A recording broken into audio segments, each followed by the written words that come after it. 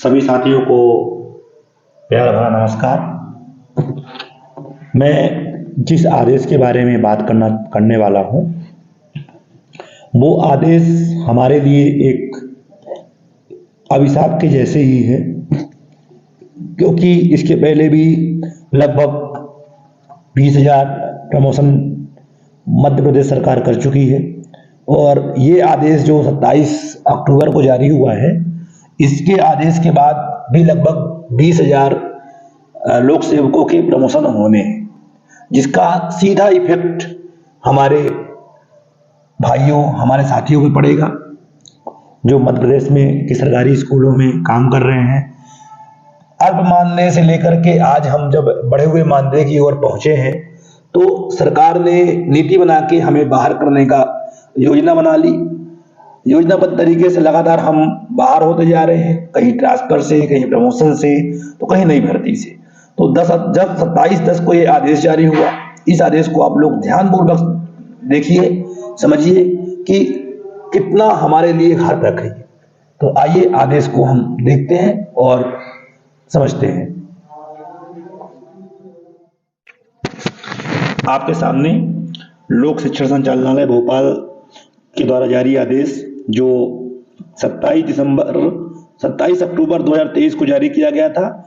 समस्त संयुक्त संचालक लोक शिक्षण मध्य प्रदेश, समस्त जिला शिक्षा अधिकारी के लिए स्कूल शिक्षा विभाग में कार्यरत लोक सेवक, मतलब जो शिक्षक स्कूल शिक्षा विभाग में कार्यरत हैं, चाहे वो लेक्चरर हों, यूएमएस हों, एमएस हो, मतलब माध्यमिक शिक्षक हों, उच्च माध्यमिक शिक्षक हों, प्राथमिक शिक्षक हों, उन सबके वरिष्ठता सूची के संबंध में आदेश जारी किया गया है। और इस आदेश में ये स्पष्ट किया गया है कि जिन लोगों का भी प्रमोशन नहीं हुआ है या किसी कारण से छूट गए थे और जो भी आगे बचे हुए हैं, उन सभी का प्रमोशन इस आदेश के तहत आगामी समय में किया जाएगा, जिसको कंप्लीट कर दिया जाएगा 15 दिसंबर तक। 4 नवंबर से शुरू किया जाएगा और 15 दिसंबर तक इस आदेश को परिपालन में समस्त कार्य कर लिए जाएंगे और 15 दिसंबर के बाद समस्त लोक सेवकों को उनकी प्रमोशन नए स्कूल में पदस्थापना प्रदान कर दी जाएगी। तो आइए हम इसको देखते हैं। इसमें कहा गया है कि विषय अंतर्गत लेख है कि प्रदेश में विभाग अंतर्गत विभिन्न संवर्गों के लोक सेवकों के उच्च पद प्रभार की कार्यवाही आदर्श आचार संहिता प्रभावी होने से पूर्व की गई थी। सही है कि जो हमारे स्कूलों में टीचर्स हैं, चाहे वो लेक्चरर हों या यूडीटी हों या शिक्षक हों, चाहे उच्च माध्यमिक शिक्षक हों, माध्यमिक शिक्षक हों, प्राथमिक शिक्षक हों, इन सबके उच्च पद प्रभार देने की जो प्रक्रिया थी वो जुलाई से चालू हो गई थी। तब लोग आदर्श आचार संहिता लागू नहीं हुई थी, उस पर से चालू कर दी गई थी। उक्त प्रक्रिया में संज्ञान में आया है कि विभिन्न संवर्गों की वरिष्ठता सूची की त्रुटि के कारण कतिपय लोक सेवकों के नाम उच्च पद प्रभार से छूट गए थे। तो ये लापरवाही हुई थी या जो भी समझिए, इसमें बहुत सारे लोगों के नाम छूट गए थे या जो अधिक वरिष्ठता सूची में पहले थे उनका प्रमोशन नहीं हुआ, उन्हें प्रभार नहीं मिला और उनके जो कनिष्ठ थे, मतलब जो उनके नीचे थे, उनको उच्च पद प्रभार दे गया था। इस कारण से न्यायालयीन प्रकरण उद्भूत हो रहे हैं और बहुत सारे लोग न्यायालय में चले गए कि भाई हमको नहीं मिला, हम इनसे वरिष्ठ हैं, जो हमसे कम वरिष्ठ हैं उनको दे दिया गया है।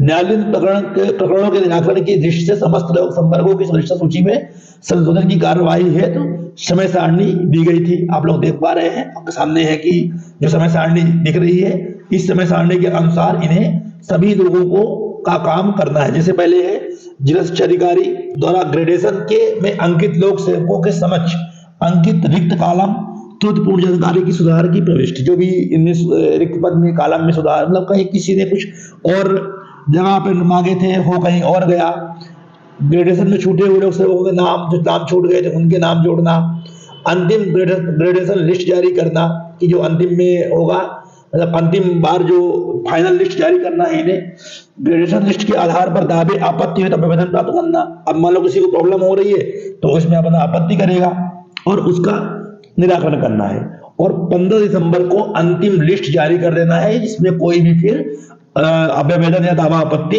नहीं हो पाए, इस प्रकार का ये आदेश जारी किया गया था। नंबर 2 में कहा गया अंतिम ग्रेजुएशन लिस्ट के प्रकाशन उपरांत प्रथमतः मेरिट क्रम में छूटे हुए लोक सेवकों की उच्च पद प्रभार हेतु काउंसलिंग की कार्यवाही आचार संहिता में निष्प्रभावी होने के पश्चात की जाएगी। पर जो लोग बचे हुए थे उन सबकी ज्वाइनिंग के लिए आचार संहिता के बाद शुरू कर दिया जाएगा और उन्हें ज्वाइन करवाने के लिए सहायक शिक्षक, प्राथमिक शिक्षक, प्रवेश सूची संशोधन कार्य, जिला शिक्षा अधिकारी स्तर से उच्च पद की वरिष्ठ सूची की कार्यवाही संचालनालय की समस्त शाखाओं यथास्थित स्थापना 1 और 2, 3, 4 में की जाएगी। और लिपिक संवर्ग की वरिष्ठ सूची का संशोधन संचालनालय के पत्र संचालनालय की स्थापना 4 शाखा में की जाएगी। यह आयुक्त लोक शिक्षा द्वारा अनुमोदित है और के द्विवेदी जी के द्वारा जो संचालक है हमारे वर्तमान में, उनके द्वारा इस आदेश को जारी किया गया था 27 अक्टूबर 2023 को। तो आप लोग समझ गए होंगे कि ये जो सूची है हमारे लिए कितनी खतरनाक है और आने वाले 15 दिसंबर को जब ये सूची कंप्लीट हो जाएगी तो इसके बाद हमारे पदों का क्या होगा, हमें किस प्रकार से अपने पद को सुरक्षित करना है, तो उसके लिए एक ही रास्ता बचता है, वो है कोर्ट, और इसके अलावा कोई दूसरा रास्ता नहीं है।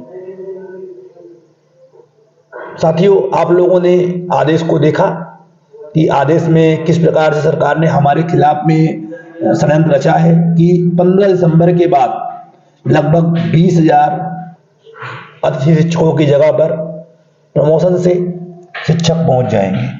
इसके बाद हमारा क्या होगा, क्या करेगी सरकार हमारा, उसका अभी तक कुछ भी निर्णय किसी भी सरकार ने नहीं लिया। सरकार किसकी बनती है ये भी हम नहीं जानते। और अगर ये आदेश जारी होता है और अनुबंध का आदेश जारी नहीं हुआ, 15 दिसंबर को अगर 20,000 लोक सेवकों के जिस प्रकार का इसमें कहा गया है लोक सेवकों के प्रमोशन किए जाते हैं, तो इसका सीधा असर हमारे पदों पर होगा।